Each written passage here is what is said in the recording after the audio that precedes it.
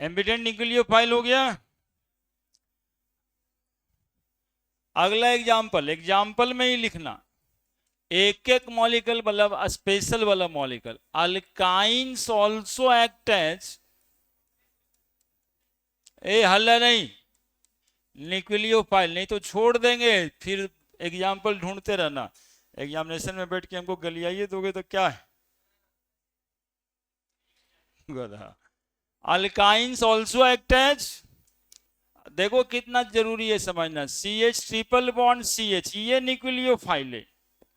कैसे, तो ये बन जाता है C H triple bond C minus और एच प्लस। देखिए कार्बन को इतना पावर है, हाइड्रोजन से इलेक्ट्रॉन ले लिया, जानते हो कैसे? C H three single bond वाला, क्या ये भी हाइड्रोजन ले लेगा क्या?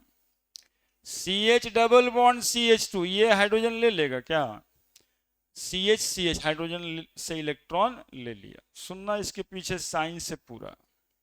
इसका हाइब्रिडाइजेशन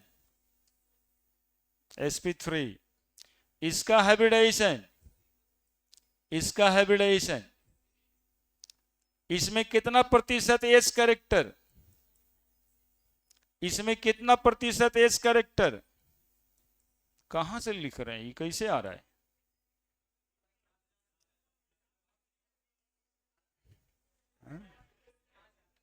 कहां से आ रहा है? बकलोल हैं आप लोग। चार ऑर्बिटल है इसमें, पी तीन गो और एस एगो, चार ऑर्बिटल में एक ऑर्बिटल एस है, तो चार में एक तो 100 में कितना, 25, वहीं से आ रहा है 25% एस कैरेक्टर। कितना ऑर्बिटल सब मिला के, तीन में एक वो एस है, कितना पड़ेगा 100 में, 33.33। अरे ये सब सीखने वाली बात है ग्रामा में, मतलब कुछ तो शर्म उरम करना चाहिए ना यार। इसमें कितना, 50% इस करेक्टर है। सुनोगे, ये तो पता चल गया। एस करेक्टर ज्यादा होने से एटम इलेक्ट्रोनेगेटिव हो जाता है, मतलब बेईमान हो जाता है। एस करेक्टर ज्यादा होने से, एस करेक्टर ज्यादा होने से मॉलिक्यूल इलेक्ट्रोनेगेटिव हो जाता है। यहां कार्बन है तो कार्बन को ही इलेक्ट्रोनेगेटिव कह देंगे, वैसे कार्बन इलेक्ट्रोनेगेटिव नहीं होता, लेकिन कार्बन का जब हाइब्रिडाइजेशन sp हो जाता है तब वो कार्बन इलेक्ट्रोनेगेटिव हो जाता है और वो हाइड्रोजन से इलेक्ट्रॉन ले सकता है। अब पूछना है ये आपको कि ऐसा क्या है एस कैरेक्टर में जो इलेक्ट्रोनेगेटिव कर देता है कार्बन को, है ना? तो सुनिए इसके भी जवाब है मेरे पास। न्यूक्लियस, न्यूक्लियस के बाहर में सबसे जो पहला ऑर्बिटल है उसका क्या नाम है, एस। फिर तो जो बाहर में आगे आएगा तो पी ऑर्बिटल आएगा। एस कैरेक्टर न्यूक्लियस के नजदीक रहता है और न्यूक्लियस इलेक्ट्रॉन को अपने तरफ खींचता है। तो जितना ज्यादा एस कैरेक्टर उतना वो ऑर्बिटल न्यूक्लियस के करीब है, और न्यूक्लियस के करीब होने से दूसरे का इलेक्ट्रॉन अट्रैक्ट कर लेता है। तो sp हाइब्रिडाइजेशन वाला कार्बन इलेक्ट्रोनेगेटिव होता है, इसी वजह से कार्बन इसका इलेक्ट्रॉन ले लिया है and this carbon act as a nucleophile. ऐसे कार्बन बेचारा शांति रहता है, इलेक्ट्रॉन लेने वाला काम तो करता नहीं, केवल यही केस में करता है। क्यों करता है, क्यों करता है, कब कार्बन इलेक्ट्रोनेगेटिव हो जाता है, जब कार्बन का हाइब्रिडाइजेशन sp होता है, जब उसमें 50% s कैरेक्टर होता है। 50% s character maximum x character है किसी ऑर्बिटल का, और वो न्यूक्लियस के नजदीक हो जाता है, ठीक है। इसी वजह से हाइड्रोजन का इलेक्ट्रॉन अपने तरफ ले लेता है, ठीक है। अब देखिए इसी पर एक क्वेश्चन फ्लोट करते रहता है ऐसे कि which of the following hydrocarbon, which of the following hydrocarbon, hydrocarbon act as acid, act as acid. अब ये वो नया बात लगता होगा, हाइड्रोकार्बन एसिड कब से हो गया? एग्जाम्पल ए ऑप्शन से ए अल्केन, बी है अल्कीन, और सी है अल्काइन, और डी है नन। यदि आपको लगता है कि न हाइड्रोकार्बन एसिडिक नहीं होता है तो नन पे टिक लगा सकते हैं। किसको कहते हैं एसिडिक? हाइड्रोकार्बन। लगता है ना? देखिए ऊपर में अभी पढ़ा है कि H+ निकल जाता है इससे, और एसिड के बारे में आप जानते हैं कि वो मॉलिक्यूल को एसिड कहा जाता है जो हाइड्रोजन प्लस दे दे। HCl H+ देता है, H2SO4 H+ देता है, इसलिए ना एसिडिक है। 10वां में पढ़ना था ये बात। The molecule which has replaceable H+, तो अल्काइन मॉलिक्यूल में तो रिप्लेसेबल H+ है ही है, इसलिए अल्काइन मॉलिक्यूल एसिडिक होगा। ठीक है, अल्काइन मॉलिक्यूल एसिड होगा, या फिर इसी के क्वेश्चन में जोड़ देते कि कौन सा हाइड्रोकार्बन न्यूक्लियोफाइल जैसा एक्ट करेगा, तब भी आंसर अल्काइन था, बाकी और कोई नहीं।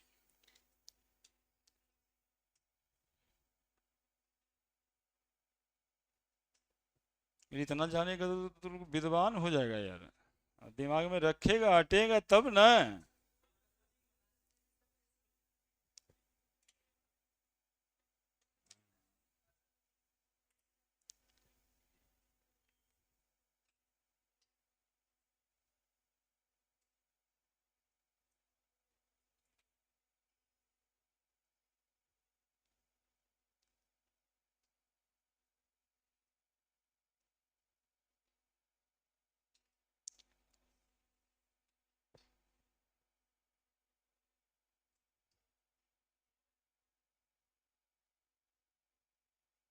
क्यों अल्काइन एसिडिक है? क्योंकि H+ दे देता है। क्यों H+ दे देता है? क्योंकि इसका हाइब्रिडाइजेशन sp है। का sp होने से क्यों इलेक्ट्रोनेगेटिव हो जाता है? क्योंकि उसमें 50% s कैरेक्टर है। का s कैरेक्टर होने से इलेक्ट्रोनेगेटिविटी को क्या मतलब है?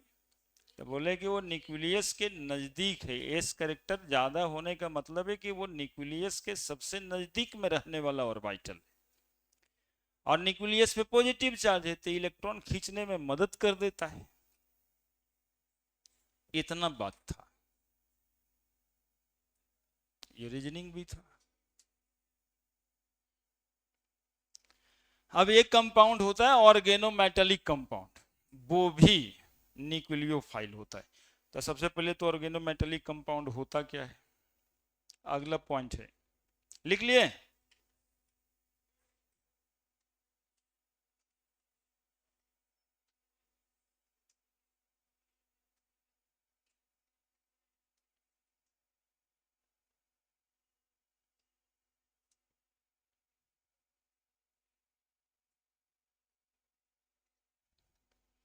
ऑर्गेनोमेटेलिक कंपाउंड्स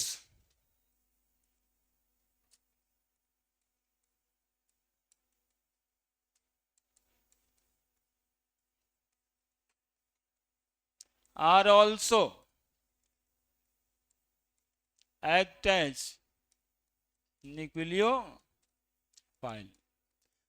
देखो लिखना तो यहाँ पर इतना ही रहता है, लेकिन हमारे पास समस्या ये है कि आपको ऑर्गेनोमेटेलिक कंपाउंड क्या होता है ये भी समझाना होगा ना।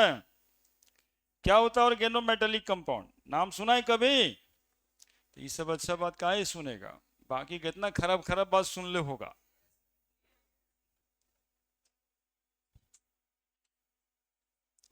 है ना, बाकी में तो लगता होगा दुनिया का कौन बात है जो हम नहीं जानते, लेकिन हम देखो यहाँ पर लिखे और तुम नहीं जानता है। सुनोगे, organ metallic, metal, organometallic compound में ऑर्गेन वर्ड है और मेटल वर्ड है। ऑर्गेन मतलब ऑर्गेनिक केमिस्ट्री, ऑर्गेनिक केमिस्ट्री मतलब कार्बन का केमिस्ट्री। तो ऐसा कंपाउंड जिसमें कार्बन और मेटल के बीच बॉन्ड होता है उसको ऑर्गेनोमेटालिक कंपाउंड कहते हैं। जनरली आप देखते होंगे कार्बन और मेटल के बीच जनरली कहाँ रहता है, कहीं पर, है ना। कार्बन के साथ तो बेचारा हाइड्रोजन रहता है हमेशा, कभी ऑक्सीजन और नाइट्रोजन जुड़ जाता है, बेईमान है सब, है ना। वो बेईमान का देखना सब जगह जुड़ते रहता है, समाज में भी वैसे ही करता है, जहां मौका देगे जुड़ने का तो जुड़ ही जाएगा, क्योंकि जानता है कि खींच लेंगे धीरे धीरे। कार्बन के साथ कौन, मेटल। कंपाउंड का नाम, एक आध को एग्जाम्पल दिमाग में आ रहा है कि ऐसा कोई मॉलिक्यूल है जिसमें कार्बन और मेटल है। The compound which has bond in between organ नहीं carbon, which in between carbon and metal, carbon and metal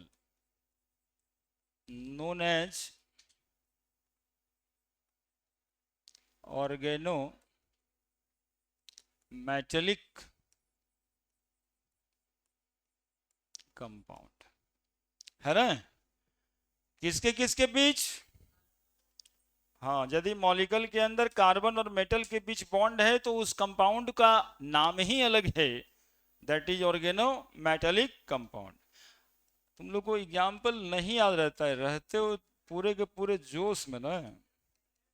अभी ये क्लोरोफिल का फॉर्मूला लिखे था C55 वो 72 वो 6N4 Mg, कार्बन और मैग्नीशियम के बीच बॉन्ड था, है ना। अब फार्मूला तो नहीं पता है हमको हेमोग्लोबिन का, लेकिन हेमोग्लोबिन भी ऑर्गेनोमेटालिक कंपाउंड है, इसमें आयरन और कार्बन के बीच बॉन्ड होता है।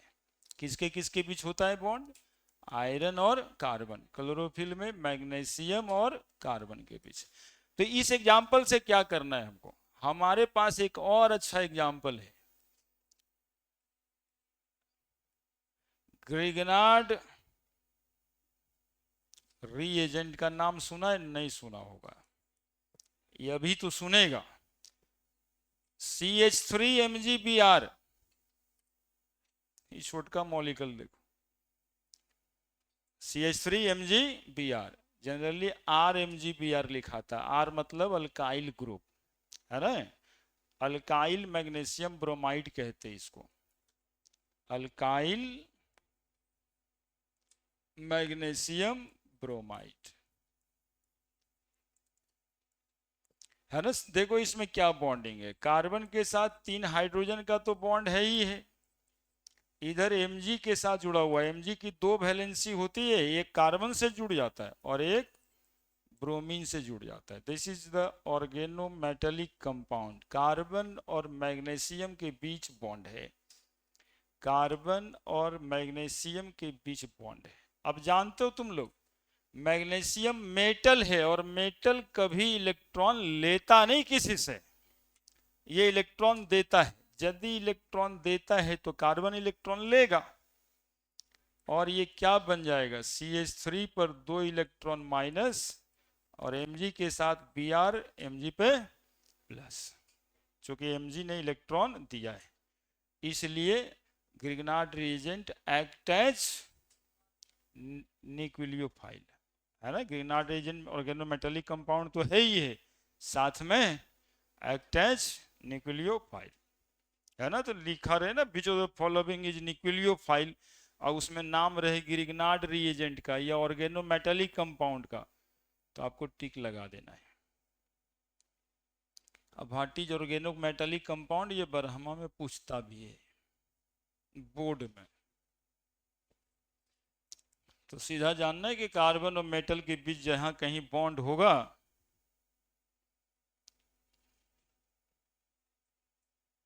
उसको हम लोग ऑर्गेनोमेटालिक कंपाउंड कह देंगे।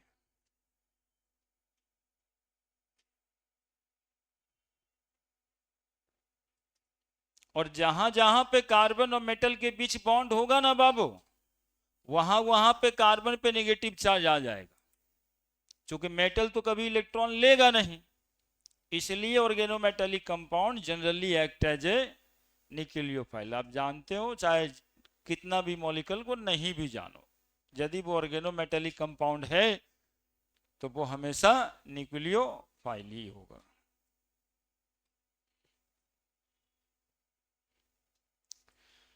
और एक लाइन लिख देना है, all Lewis base are nucleophile.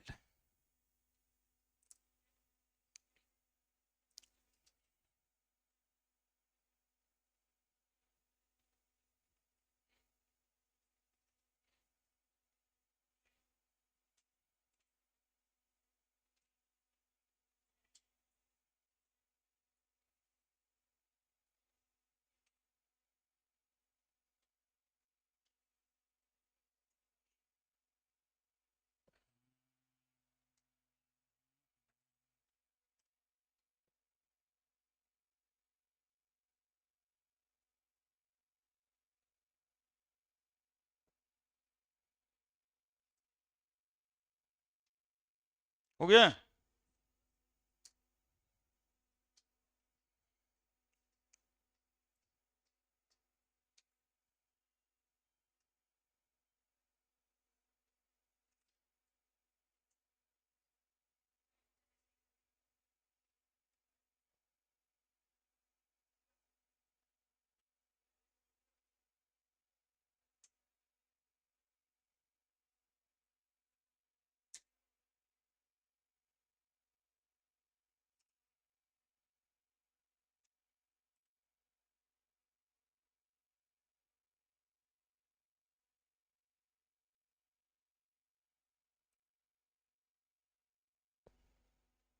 क्या चल रहा है वो?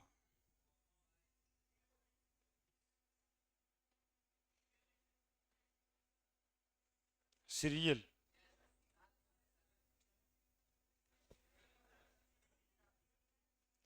सीरियल देखता है?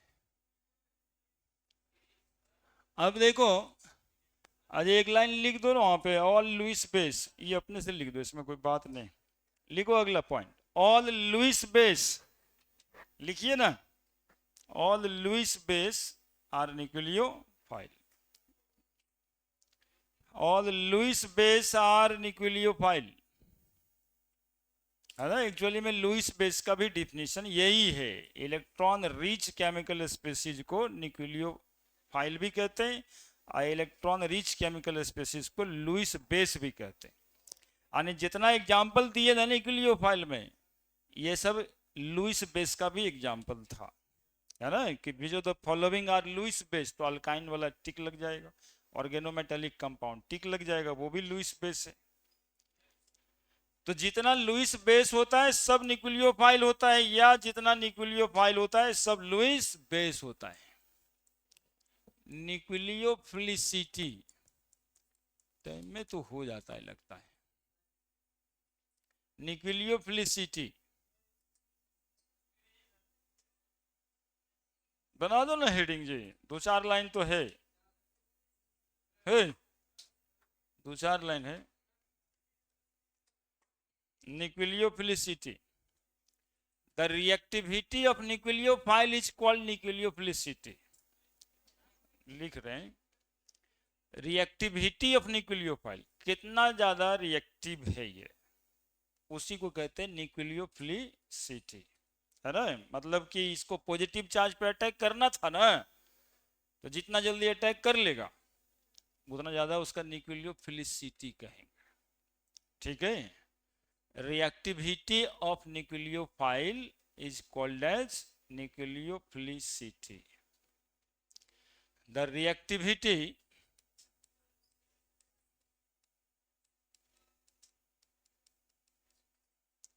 of nucleophile is known as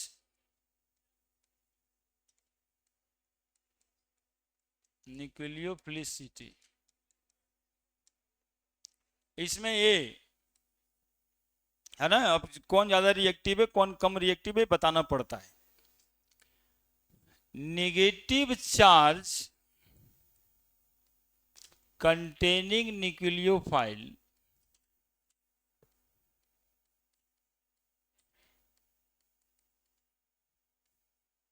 has more nucleophilicity आणि reactive nucleophilicity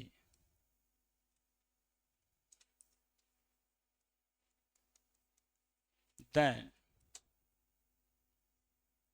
similar neutral molecule.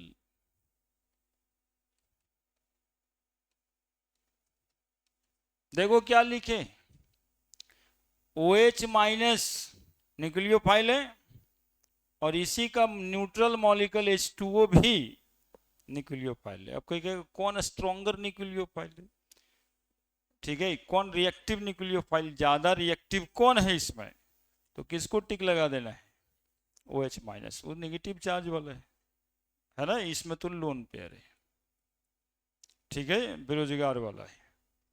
तो negative charge containing molecule has more nucleophilicity than similar neutral molecule. SH minus more reactive हो जाएगा किससे, H2S से, है ना।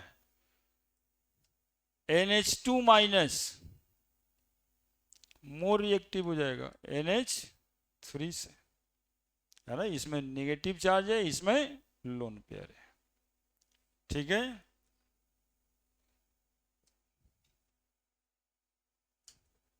बस और क्या लिखो, एक दो वो पॉइंट लिखना है बस। क्या लिखवाए, नेगेटिव चार्ज वाला मॉलिक्यूल ज्यादा न्यूक्लियोफिलिसिटी रखता है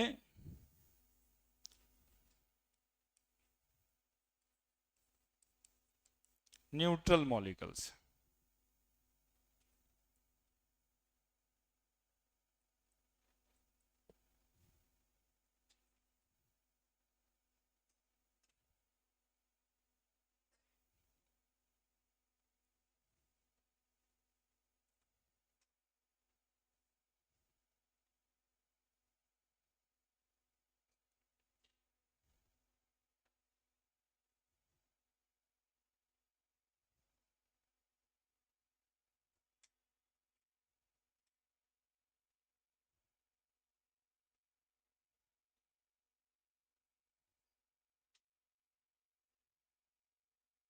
हो गया।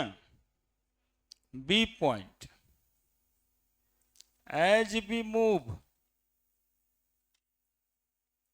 लेफ्ट टू राइट, कहां मूव करेगा जी, हाँ, हम सोचे कि ऐसे ही लेफ्ट टू राइट करेगा। जब जब भी ऐसे लिखा था left to right be move, तो पीरियोडिक टेबल में मूव करना रहता है, इन पीरियोडिक टेबल, है ना। As be move left to right in periodic table, nucleophilicity decreases. जैसे CH3 माइनस में कार्बन देख रहे हो कहां पे है, कार्बन के बाद NH3 आता होगा, नहीं, कार्बन के बाद तो नाइट्रोजन ही आएगा, इसका एनायन ही लिखते हैं NH2 माइनस, और नाइट्रोजन के बाद ऑक्सीजन आ रहा होगा OH माइनस। क्या अब इसमें पूछा जाए कौन ज्यादा न्यूक्लियोफिलिसिटी, किसकी न्यूक्लियोफिलिसिटी ज्यादा है, यानी कौन ज्यादा रिएक्टिव न्यूक्लियोफाइल है, तो क्या लिखे, as we move left to right in PT nucleophilicity decreases, यानी ये सबसे ज्यादा न्यूक्लियोफिलिसिटी रखेगा तब ये, है ना। ऐसे नहीं कि OH माइनस तुमको लगेगा ज्यादा रिएक्टिव होगा, लगने से नहीं कुछ होना है। ऑक्सीजन इलेक्ट्रोनेगेटिव ज्यादा है, वो इलेक्ट्रॉन को अपने ही पास रखना चाहता है, समझ रहे हैं क्या बात है यहाँ पे। OH माइनस क्यों कम रिएक्टिव CH3 से, दोनों पे तो इलेक्ट्रॉन पेयर एक एक ही है जिसके कारण वो न्यूक्लियोफाइल है, लेकिन ऑक्सीजन है क्या, इलेक्ट्रोनेगेटिव। इलेक्ट्रोनेगेटिव का मतलब है कि इलेक्ट्रॉन को वो अपने ही पास रखना चाहता है ना, बेईमानी करके लेके आया है, तो जब अपने पास रखना चाहता है तो दूसरे को देना चाहता होगा कम। और यहां न्यूक्लियोफिलिसिटी में क्या होता है, इलेक्ट्रॉन दूसरे को दे देना होता है जोड़ने के लिए। तो OH माइनस रिएक्टिव कम होगा और CH3 माइनस रिएक्टिव ज्यादा होगा। लिखिए, लिखिए ना सर।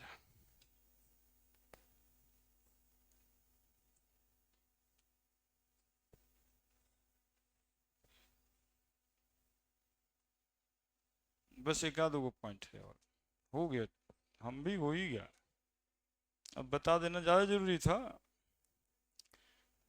हाँ हो गया हो गया हो गया, हो गया। एगो लेफ्ट टू राइट घूमते हैं ना, वैसे ही पीरियोडिक टेबल में नीचे भी जाते हैं, टॉप टू बॉटम नहीं जाएंगे। पीरियोडिक टेबल में घूमने के लिए दो रास्ता, एगो ऐसे एगो ऐसे। See, as we move down the group, as we move down the group, the nucleophilicity